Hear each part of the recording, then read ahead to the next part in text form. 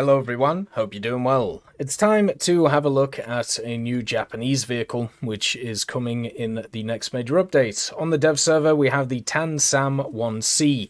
This vehicle has been long awaited for a incredibly long time for a lot of Japanese players because it adds something to the game which just hasn't been there since, well, pretty much forever. And that is a very high tier SAM machine, or just an anti-air machine in general. The Japanese tech tree has suffered with the fact that even at 11.7 with the TKX or the Type 10, you just had to run the Type 93 or you had to run some kind of aircraft to be able to do some anti-CAS stuff. Now, with at least the Tan-SAM, which is better than the Type 93, at least you have something which is slightly different, which will offer a slightly different playstyle at that 10.0 area. One of the issues, though, with the Tan-SAM, though, is because of how its missiles work and because of the vehicle itself, it's probably not best to actually fully up-tier it like that, and also, it doesn't really have a lineup at 10.0, so you're going to have to up-tier vehicles into it. Hopefully, in the future, what we will see instead is more vehicles which are put around this BR, so therefore you don't just run this thing independently. I feel like support vehicles like AAs and also like stuff like SPGs, if you only have that vehicle at that BR, it's not really worth running it because of the simple fact you'll be so much worse off than many other lineups that you will face. The Tan-SAM-1C being at rank 7 and also battery rating 10.0, it has access to a fun little set of facets which make it pretty fun. The first one is the engine. It may not seem very powerful, it's only 286 horsepower, but you've also got to understand, that this vehicle is 12 tons. So it's pretty light for what it has on board. It has access to a transmission, which means it can motor around the place, so even though it only has 8 rounds of ammunition, or 8 missiles to use, you can get 2 different capture points pretty quickly if you need to reload, or if you need to get out of dodge and get away from enemies that are pushing you on the ground. It only has 2 crew though, so it has a driver and then also a commander who does the gunning as well, so survivability is pretty much 0. That's why if you have a look at its armor, it's 5mm, so you will just die to machine guns, which is kind of sad. The vehicle itself if once it's seen on the ground, it will just die. If something bombs it, missiles it, rockets it, guns it, everything will just destroy this thing. So you are really hoping that the missiles do their job against the aircraft, and also hope that you are good at camouflaging yourself on the ground, because there won't be a lot you'll be able to do otherwise. This thing is not survivable in the least. It is probably the least survivable vehicle around the place, and it's also massive, which definitely is something to think about. Not as big as some of the other ones like the Florakrad or the Ito, but this ain't small. You know, it's a bit of a chunky monkey. Now, the major part of this vehicle, which I'm sure many people are mostly interested in, is of course the missile. That's the reason why to use it, right? The P4001. This missile has a pretty good set of stats. It is a all-aspect IR missile. It has a maximum overload of 35 Gs, and also at the same time it has a lock range in all aspect of 6 kilometers, so similar to the high-tier ones that we see from other nations. It has a good explosive core to it, so the proximity of it should be quite nice, and then also at the same time it has a pretty decent missile guidance time.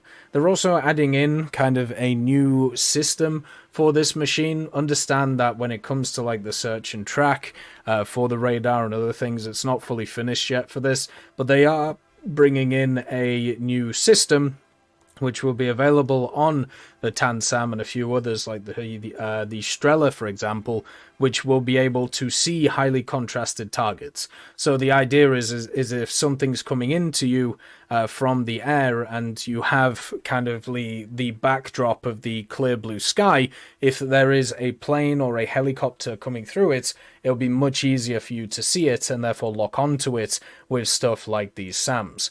What is also interesting is it does say that these ones also have access to an IRCCM, which is a bit odd because they talked about in the dev blog that it wouldn't be able to do that. It would have issues when it comes to dealing with countermeasures and also dealing with other, vehicles which have stuff like MORS or things like that, because the missile would just go all over the place. So I'm not sure if this is the final stat card for the P4001. Maybe it'll change going forward. Looking at the modifications, it tells a few different stories. The main one is that it gets access to scouting, which is not really a surprise. The vehicle has no way of destroying ground targets. The only way you can technically destroy ground targets in this thing is if you lock onto the sun and then shoot a ground vehicle and then hit it with that. But that's obviously not going to work most of the time. It is also an end-of-the-line vehicle, so luckily it does get the best missile it can stock, which helps it out quite a lot. That would be something which is a bit of a problem on many other vehicles which have similar setups to this thing, so I'm pretty happy that they've decided to do that. Also has access to artillery, so that also helps it out from a ground point of view, but still not going to be great against many of the MBTs it's going to come up against. So the vehicle itself is a nice addition. It's something we talked about a lot. Parity, crazy important for a vehicle like this. It also does have thermals, but for some reason doesn't have access to a modification for them, so I'm guessing it just gets them stock for some reason.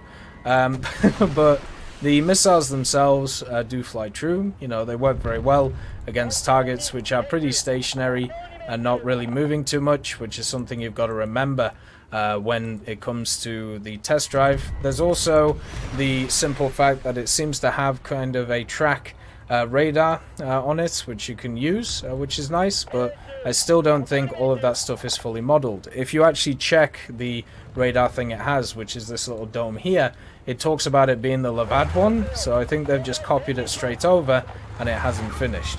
I really also hope that they add some kind of thing to the vehicle, so you can actually set up some kind of reload animation for the missiles as it comes in. Right now there isn't one, but at the same time this is a pretty new vehicle, so it isn't really too surprising. The also reload on the missiles isn't actually that bad. Like you can see here, it's a lot better than a lot of other vehicles that have been around the place, and I'm hoping that they keep this because there's a lot of AAs right now which have really poor setups when it comes to the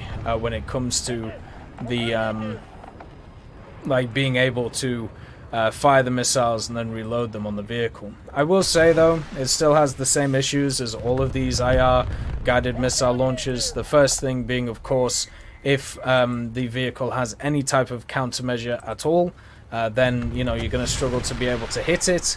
If it loses the IRCM, which it says in the dev blog it's going to, and then also at the same time, the other thing is when targets are near you, there's not a lot you can do. When targets have jammers, like a lot of helicopters do, there's nothing you can do about it, and they have to get super close for you to be able to hit them.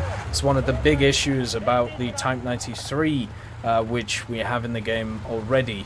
It just isn't able to kind of enjoy itself in that way.